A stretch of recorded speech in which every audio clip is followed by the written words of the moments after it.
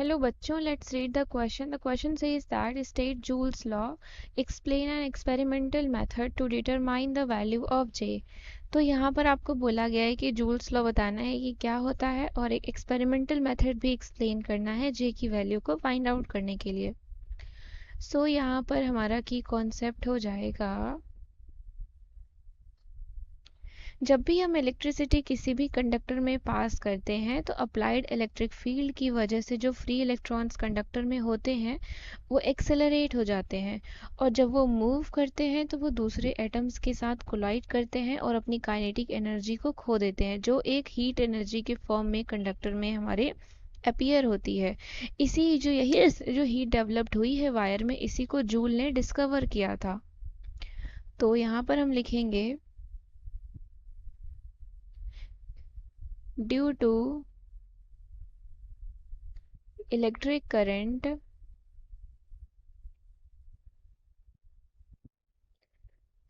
free electrons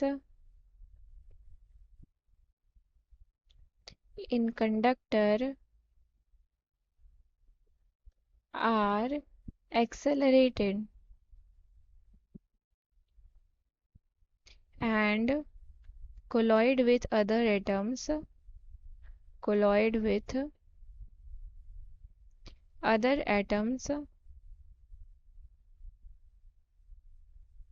and lose kinetic energy, lose their kinetic energy, which appears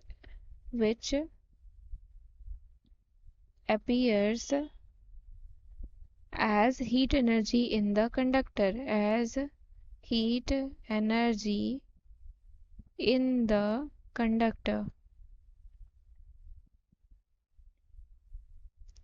तो अब हम देखेंगे कि जूल्स लॉ ऑफ हीटिंग क्या होता है।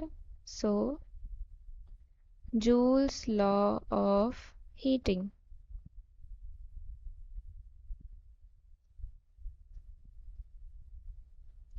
तो यहाँ पर क्या हो रहा है, क्योंकि जैसा कि हम की कॉन्सेप्ट में देख चुके हैं कि हीट एनर्जी हमारे कंडक्टर में प्रोड्यूस हो रही है, तो ये जो अमाउंट ऑफ हीट प्रोड्यूस्ड होता है करंट के फ्लो होने की वजह से, ये किन किन फैक्टर्स के प्रपोर्शन में होता है, हम यही डिस्कस करेंगे इस लॉ में। So the amount of heat produced in a conductor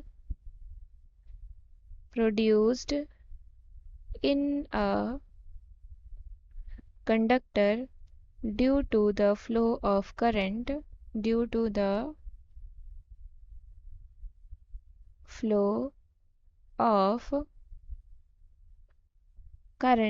is directly proportional to the square of current passing through it, that is H हमारा डायरेक्टली प्रोपोर्शनल होगा जितना करंट उसमें से पास हो रहा होगा उसके।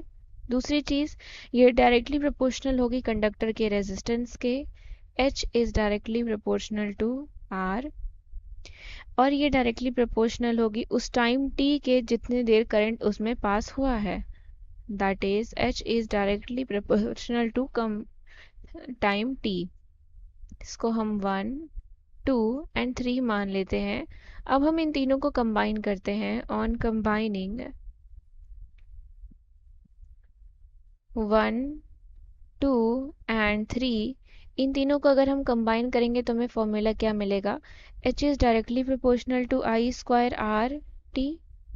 अब इस प्रोपोर्शनलिटी कांस्टेंट को हटाएंगे तो हम एक कांस्टेंट इंट्रोड्यूस करेंगे, तो H इज इक्वल टू हो जाएगा हमारा I square R T upon J, जहाँ पर J हमारा क्या है, एक कांस्टेंट है। अब इसका एक्सपेरिमेंटल वेरिफिकेशन हमारा क्या है, तो यहाँ पर क्या होता है, एक एक्सपेरिमेंटल अरेंजमेंट दिया गया है जूल्स लॉ में, जूल्स लॉ ऑफ हीटिंग में। इसमें क्या किया जाता है कि जो कॉइल ऑफ कॉपर है उसको पार्शियली फिल्ड कैलोरीमीटर के ऊपर रख दिया जाता है और फिर सर्किट को बंद कर दिया जाता है, फिर उसमें करंट पास कराया जाता है। तो जब करंट पास कराया जाता है तो हम वहाँ पर देखते हैं कि वाटर का टेम्परेचर क्या हो रहा है, राइज हो रहा है। करंट को हम लोग वहाँ पर रियोस्टैट की मदद से वेरिएशन कर सकते हैं उनमें। तो वहाँ पर ये पाया जाता है कि जो वाटर का कांस्टेंट मास है, that is constant mass of water heat produced at a fixed time is proportional to the square of the current flow, जैसा कि यहाँ पर दिया गया है h is directly proportional to I square। तो इसके लिए हम एक एक्सपेरिमेंटल सेटअप करते हैं जो कि हमारा कुछ इस तरीके का रहता है।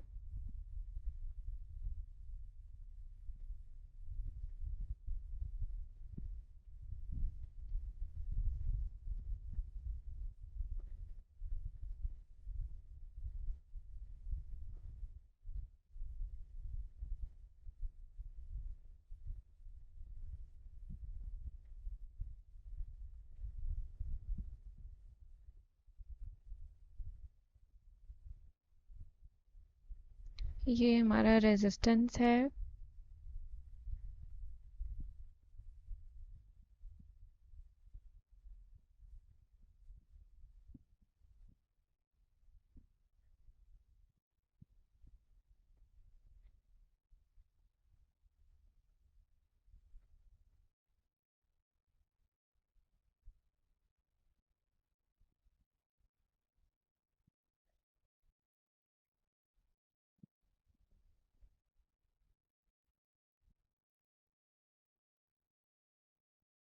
ये हमारा कैपिटल R है, दिस इज RH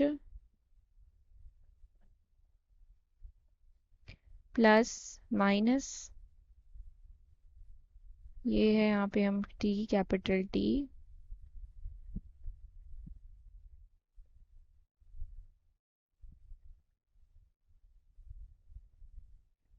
तो ये हमारा कुछ इस तरीके का सेटअप रहता है यहाँ पे।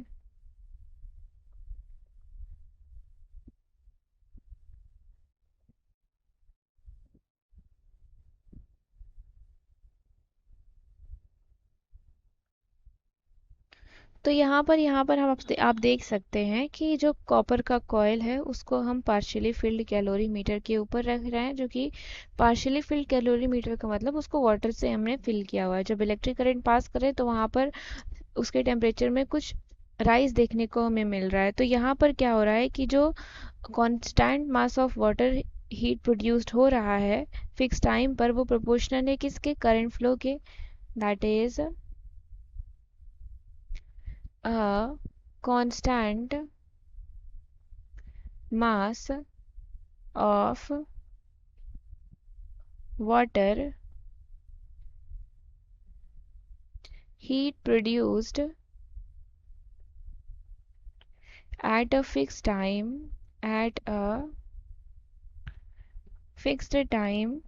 is proportional to the square of the current flow, that is h upon t is directly proportional to I square। ये हो जाएगा हमारा इक्वेशन नंबर 1। सेकेंडली क्या हो गया, अगर हम इस कॉपर के कॉइल को दूसरे कॉइल से रिप्लेस कर दें, दूसरे कॉइल का सेंस मतलब कि उसका लेंथ डिफरेंट होना चाहिए लेकिन डायमीटर सेम होना चाहिए, तो वहाँ पर ये पाया गया है कि जो रेट ऑफ हीट प्रोड्यूस हो रहा है उस करंट के द्वारा वो प्रोपोर्शनल है length of the wire used के, दैट इज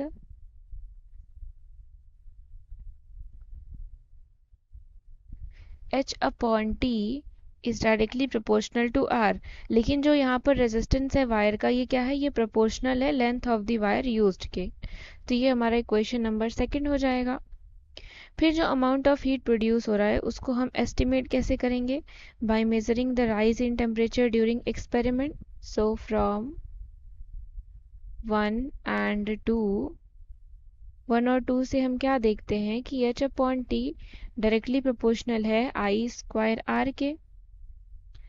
तो h upon T is equal to हमारा क्या हो जाएगा, I square R upon J हो जाएगा, दैट इज, और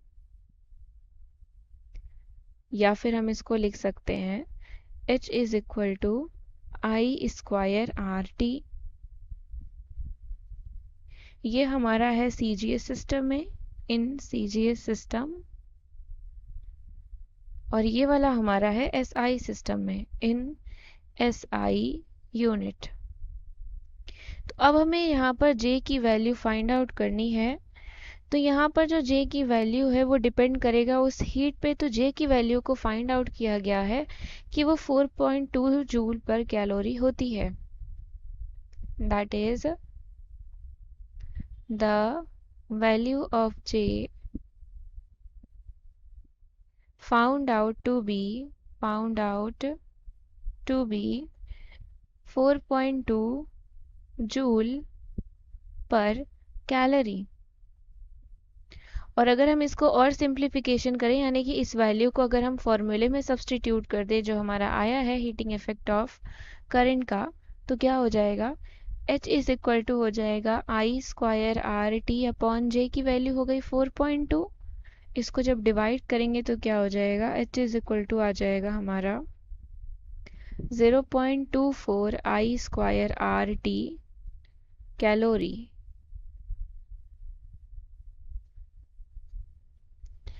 तो यहाँ से हम देख सकते हैं ये हमारी किसकी आ गई, ये हमारी वैल्यू आ गई, H की वैल्यू आ गई। अगर हम यहाँ पर J की वैल्यू को सब्सटीट्यूट कर दें, जो कि J की वैल्यू हमारी कितनी है, 4.2 जूल पर calorie. I hope you understood it well. Thank you and best of luck.